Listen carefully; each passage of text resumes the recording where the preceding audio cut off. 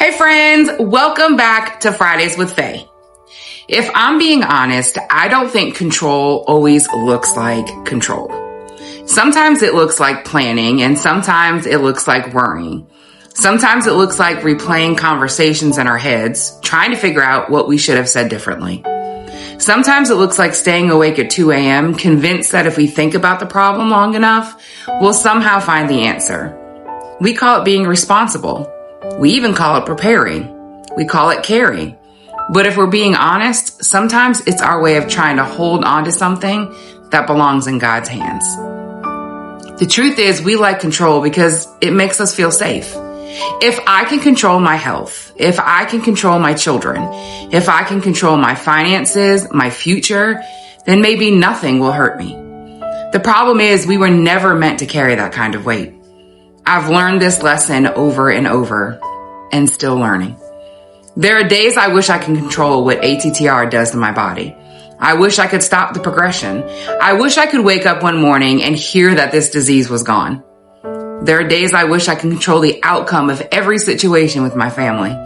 I wish I could protect the people I love from every heartache they'll ever face. But I can't. And if I'm being honest, that's incredibly hard. Because surrender sounds beautiful until it's something you desperately want to hold on to. That's when we find out whether we've really trusted God or whether we've just trusted Him with the things we couldn't manage ourselves. One of the hardest truths I've had to learn is this. Peace doesn't come from being in control. Peace comes from knowing the one who is. God has never once asked us to figure everything out. He has never asked us to carry tomorrow before it gets here. And He's never asked us to fix every broken situation. But He does ask us to trust Him. Not because life will always make sense. Not because we'll always get the answer we want. But because His character has never changed. The same God who parted the sea, the same God who fed the 5,000 and conquered the grave, He's still holding tomorrow. Maybe today you're gripping something so tightly that your hands are exhausted.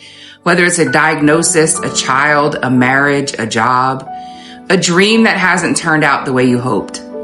Can I encourage you to loosen your grip? Not because those things don't matter, but because they matter too much to leave in your own hands. The beautiful thing about surrender is that when we release what we cannot control, we make room to receive the peace only God can give.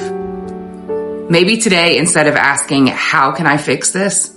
Ask, Lord, how can I trust you with this? Because friends, that's where peace begins. In Scripture. Proverbs 3 verses 5 through 6. Trust in the Lord with all your heart and lean not on your own understanding. In all your ways submit to Him and He will make your path straight. Friend, whatever you're holding today, remember this. God has never asked you to be in control. He's only asked you to trust the one who already is. Thank you so much for joining me. I will see you next week. Be blessed.